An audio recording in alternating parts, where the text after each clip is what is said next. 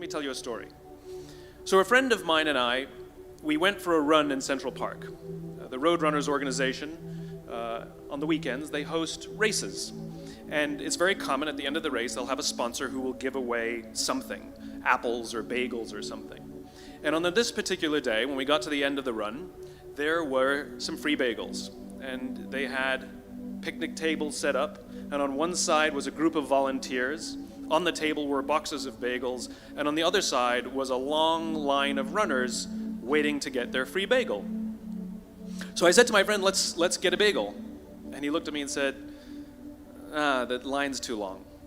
And I said, free bagel. And he said, I don't want to wait in line. And I was like, free bagel. And he says, nah, it's too long. And that's when I realized that there's two ways to see the world. Some people see the thing that they want, and some people see the thing that prevents them from getting the thing that they want. I could only see the bagels. He could only see the line. And so I walked up to the line. I leaned in between two people, put my hand in the box, and pulled out two bagels. And no one got mad at me. Because the rule is, you can go after whatever you want. You just cannot deny anyone else to go after whatever they want. Now, I had to sacrifice choice. I didn't get to choose which bagel I got. I got whatever I pulled out, but I didn't have to wait in line. So the point is you don't have to wait in line. You don't have to do it the way everybody else has done it. You can do it your way. You can break the rules. You just can't get in the way of somebody else getting what they want.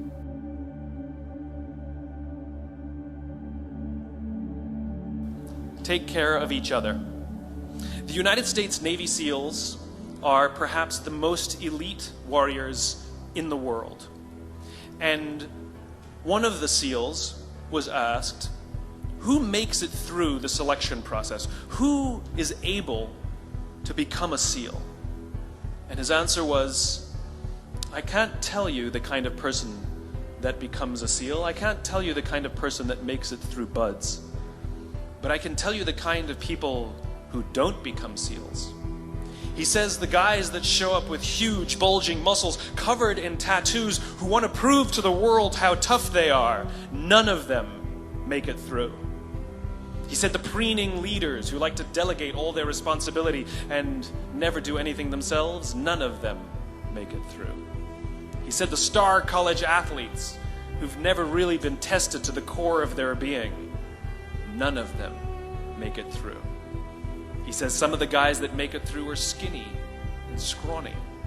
He said some of the guys that make it through, you will see them shivering out of fear. He says, however, all the guys that make it through, when they find themselves physically spent, emotionally spent, when they have nothing left to give physically or emotionally, somehow, some way, they are able to find the energy to dig down deep inside themselves, to find the energy to help the guy next to them. They become SEALs, he said. You want to be an elite warrior. It's not about how tough you are. It's not about how smart you are. It's not about how fast you are. If you want to be an elite warrior, you better get really, really good at helping the person to the left of you and helping the person to the right of you. Because that's how people advance in the world. The world is too dangerous and the world is too difficult for you to think that you can do these things alone. If you find your spark, I commend you. Now, who are you going to ask for help, and when are you going to accept help when it's offered? Learn that skill. Learn by practicing helping each other.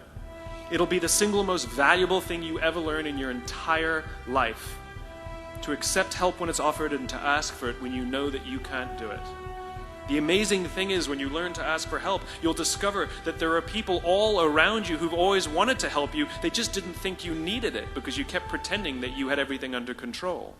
And the minute you say, I don't know what I'm doing, I'm stuck, I'm scared, I don't think I can do this, you will find that lots of people who love you will rush in and take care of you. But that'll only happen if you learn to take care of them first.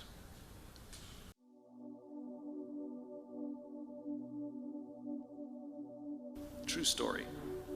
There was a former Undersecretary of Defense who was invited to give a speech at a large conference, about 1,000 people. And he was standing on the stage with his cup of coffee and a styrofoam cup, giving his prepared remarks with his PowerPoint behind him. And he took a sip of his coffee and he smiled and he looked down at the coffee. And then he went off script.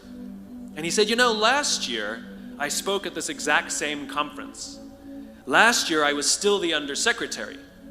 And when I spoke here last year, they flew me here business class. And when I arrived at the airport, there was somebody waiting for me to take me to my hotel. And they took me to my hotel and they had already checked me in and they just took me up to my room. And the next morning I came downstairs and there was someone waiting in the lobby to greet me and they drove me to this here same venue.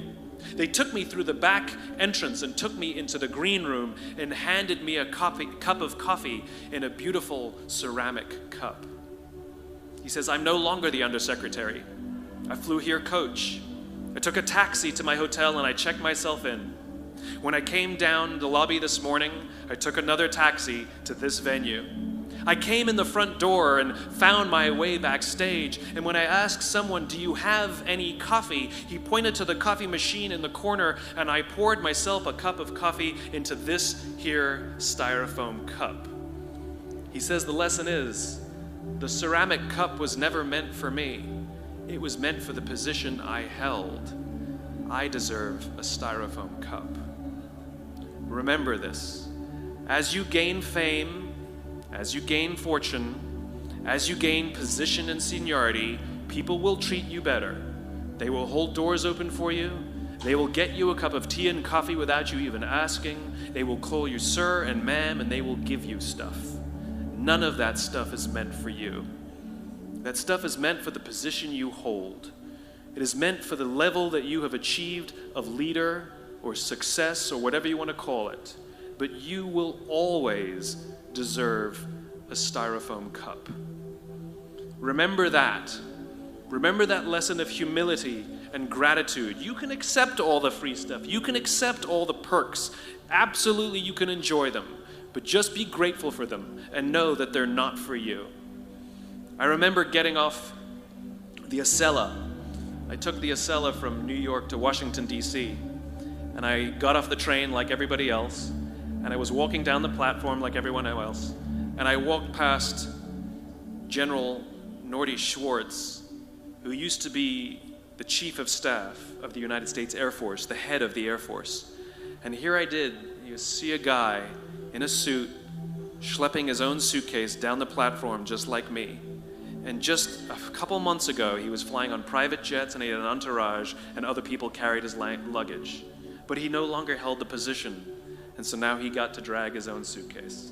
And never did it sort of remind me more that none of us deserve the perks that we get. We all deserve a styrofoam cup.